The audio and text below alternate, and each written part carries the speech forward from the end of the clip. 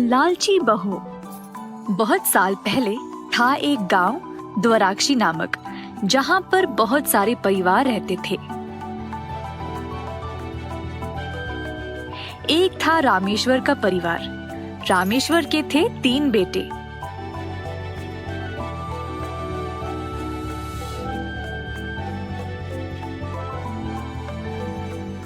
पर एक दिन गांव के मेले में सबसे छोटा बेटा राजू खो गया। तब से रामेश्वर और उसकी पत्नी ने दोनों बेटों को बहुत ही ध्यान से बड़ा किया। दोनों बेटे बड़े हो गए और उनकी शादी की उम्र भी हो चुकी थी। दोनों को अच्छे खासे संबंध आने लगे। अच्छे रिश्ते मिलने के बाद दोनों की शादी बड़े धूमधाम से कर दी गई। दोनों बेटों की अच्छी नौकरियां थी, तो वे सुखी से अपनी अपनी पत्नियों के साथ रह रहे थे। इसी दौरान रामेश्वर ने अपने काम से इस्तीफा दे दिया और सिर्फ घर के मामलों को संभाल रहा था। अचानक से कुछ दिनों से दोनों बहुओं में लड़ाइयाँ शुरू हो गई। घर के काम काज में, खाना पकाने में, यहाँ तक कि कपड़े पहनने में भी दोनों के बीच में प्रतियोगिताएं होती थी। दोनों के बीच हालात इतने खराब हो गए कि बात भी करना बंद कर दिए। देखते ही देखते दोनों अपने पतियों के पास गए और बोले कि अब से वह एक दूसरे के साथ एक छत के नीचे नहीं रह सकते। अपने पतियों को बोला कि वह जायदाद से अपना हिस्सा ले और अलग घर में रहना शुरू कर ले। दोनों भाइयों ने इस बात को मान लिया और इस बारे में अपने माता पिता से बात करने चले गए। पिताजी, मुझे आपसे कुछ बात करना है। उसी समय छोटा बेटा भी उधर आया, कोई जरूरी बात बोलने के लिए। मुझे भी कोई जरूरी बात बोलनी है आप लोगों से। क्या हुआ बेटा? हम अलग से रहना चाहते हैं। क्या आपने जायदाद का बंटवारा कर दिया है हमारे बीच? ये तुम दोनों क्या बोल रहे हो? ऐसा सोच भी कैसे सकते हो? पिताजी, मेरी पत्नी इस घर में बिल्कुल खुश नहीं है। मुझे तुम्हारी वजहों से कोई मतलब नहीं। तुम लोगों ने सोच भी कैसे लिया कि तुम्हारी माँ तुम लोगों के बगैर रह पाएगी? ये सब सुनकर दोनों बहुओं ने अपना अपना सामान लिया और कमरों से बाहर निकल आए। सुनिए जी, इन लोगों के पास है भी क्या आप दोनों भाइयों में बांटने के लिए? चलिए चलते हैं।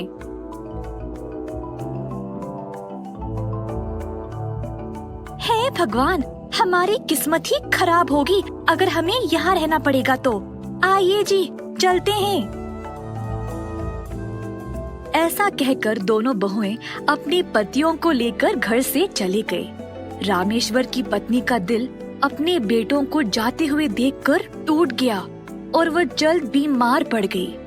दिन रात अपने बच्चों के बारे में ही सोचती रही। ये सब देखकर रामेश्वर भी बहुत उदास हो गया। एक दिन रामेश्वर के घर कोई आदमी आया। जब रामेश्वर ने दरवाजा खोला तो उसने देखा कि वह आदमी बिल्कुल उसी की तरह लग रहा था। वह हैरान रह गया। आप रामेश्वर हो क्या? मैं आपका तीसरा बेटा राजू। मेरा बेटा राजू? रामेश्वर ने अपने बेटे को कस के गले से लगा लिया और अपनी पत्नी के पास ले गया उसके बेटे से मिलवाने के लिए। अपने बिछड़े हुए बेटे को देखकर माँ खुशी से झूम उठी। राजू ने पूछा कि उसके भाई किधर है, तो माता पिता ने उसको सारी कहानी सुनाई। राजू इस मसले को हल करना चाहता था। उसने दोनों भाइयों को पत्र लिखा, ये बोलते हुए कि उनके पिता रामेश्वर ने अपनी पूर्वजों की जायदाद हासिल कर ली है और अब उनके नाम पे करोड़ों की प्रॉपर्टी है। पत्र में ये भी लिखा था कि जो भी बेटा अपने माँ बाप से सबसे ज्यादा प्यार, आदर और ख्याल रखेगा, उसी को ये सारी जायदाद मिलेगी। ये पत्र पढ़कर दोनों बहुओं ने अपने पतियों को वापस घर जाने के लिए मना लिया।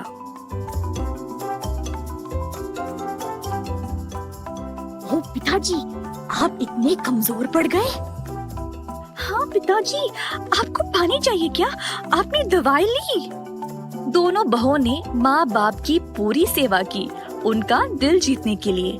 दोनों भाइयों ने देखा कि कैसे उनकी पत्नियां इतना नाटक कर रही थी और हैरान रह गए। फिर दोनों भाई भी मिलकर अपने माता पिता की सेवा में लग गए। उसी समय राजू घर आया। माँ, पिताजी। बड़े भाई और उनकी पत्नियां राजू को देखकर हैरान रह गए।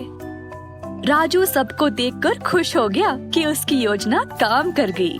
उसने अपने भाइयों को गले से लगा लिया और वो भी राजू को देखकर खुश थे। दोनों बहुएं मन लगाकर मेहनत करने लगी। उनकी मेहनत देखकर भाइयों ने भी उनकी मदद की। डोसा, चाय, कॉफी सब कुछ अपने सास ससुर के लिए बनाया। दोनों ने घर का सारा काम संभाला बिना किसी झगड़े के, ताकि उनको जायदाद में से हिस्सा मिल जाए। ये सब कुछ माँ, पिता और 3 भाइयों के लिए कुछ नया था। कुछ दिनों बाद पत्नियां अपने पतियों से पूछने लगी कि अब जायदाद का बंटवारा कब होगा।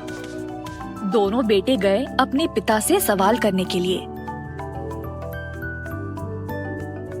मैं अपनी सारी जायदाद अपने सबसे छोटे बेटे राजू को दूंगा। हमारे बुढ़ापे में जब हम कमजोर हो गए थे, सिर्फ राजू हमें बचाने आया और तुम लोग वापस यहाँ इसीलिए आए ताकि तुमको जायदाद में हिस्सा मिल जाए। पर राजू, उसको सिर्फ हमारी चिंता थी। सच में क्या शर्म की बात है। तुम्हारी वजह से मैंने अपने माता पिता को ऐसे छोड़ दिया जिन्होंने मुझे पाल पोस कर बड़ा किया। जो काम हमको करना था वो हमारे बिछड़े हुए भाई ने कर दिखाया। हमें छोटे की बुद्धि नहीं थी। पिताजी, अब से हम भी आप दोनों का ख्याल रखेंगे और आपको कभी नहीं छोड़ेंगे। हमें जायदाद में से हिस्सा मिले या नहीं, तब भी हम आपको नहीं छोड़ेंगे।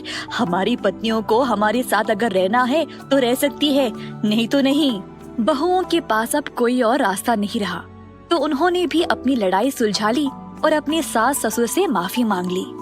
उस दिन से दोनों बहुएं अच्छे से और खुशी से रहने लगे और अपने घर के बड़ों का आदर भी करने लगे। रामेश्वर का परिवार फिर से एक हो गया।